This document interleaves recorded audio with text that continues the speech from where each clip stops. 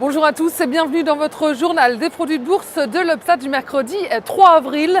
Après la fermeture des marchés européens pour le long week-end de Pâques, Paris a retrouvé un peu de hauteur.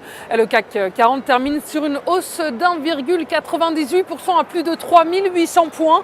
Un rebond technique pour certains puisque les indicateurs européens publiés hier restent préoccupants. L'activité du secteur manufacturier, on le voit, recule à nouveau en mars et la zone euro accuse un taux de chômage record en février. Et puis, bien sûr, Chypre est toujours au centre de l'attention. Son ministre des Finances a d'ailleurs donné sa démission hier. Et l'Italie cristallise également les inquiétudes. Le pays se trouve toujours dans l'impasse politique. Et du côté des valeurs sur le CAC 40, les bancaires et les industriels se portent bien. On est à plus 3,55% pour Société Générale, plus de 21% pour BNP Paribas et Crédit Agricole gagne 1,59%. Et changement d'ambiance à Wall Street après le recul de la veille. La place new-yorkaise clôture dans le vert, dans le sillage des bourses européennes. Et lors de la précédente séance, les marchés américains ont été tirés vers le bas sous le coup d'une activité manufacturière nettement en dessous des attentes. Hier, Wall Street a retrouvé l'optimisme grâce au rebond surprise des commandes industrielles américaines qui ressortent meilleures que prévu sur le mois de janvier à plus 3% par rapport à janvier.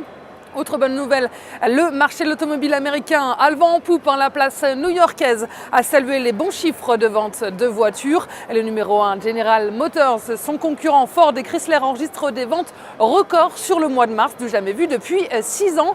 Et puis Wall Street a profité aussi de la résistance des marchés européens et ce, malgré des nouvelles peu encourageantes, on le disait.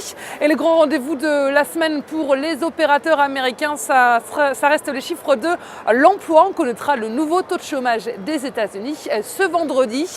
Les volumes sont en repli sur le marché des produits de bourse avec 29,8 millions d'euros échangés dans une séance de hausse. Et du côté de la répartition par type de produit, les certificats sont stables à 86% des échanges. Les varants sont en repli à 14%. Et concernant les transactions, les certificats représentent 75% des échanges et les varants 25%. Et la répartition par sous-jacent nous indique que les indices sont en baisse avec 47% du marché et les actions sont à 45%. Et la répartition des transactions sur les varants nous montre que les indices représentent 44% du marché, les actions sont à 53%, le taux de change est à 1% et les matières premières sont à 2%. Et la valeur du jour, c'est aujourd'hui le groupe agroalimentaire Danone. Le titre a pris appui sur le support à 53,10 € pour entamer une phase de rebond. Il forme actuellement une figure de continuation haussière en fanion inversé. Et par ailleurs, l'indicateur de tension RSI se retourne à la hausse et repasse en territoire positif. La formation d'une nouvelle jambe de hausse est ainsi privilégiée tant que le support à 53,10 € n'est pas enfoncé et viser un retour vers 59 € avec en dépassement de cette résistance la cible à 62 €. Et la stratégie qui vous est proposée pour jouer cette valeur, c'est l'achat du Warrant Call Danone à 3241 têtes d'Unicredit au prix d'exercice de 55 € et d'échéance au 6 septembre 2013.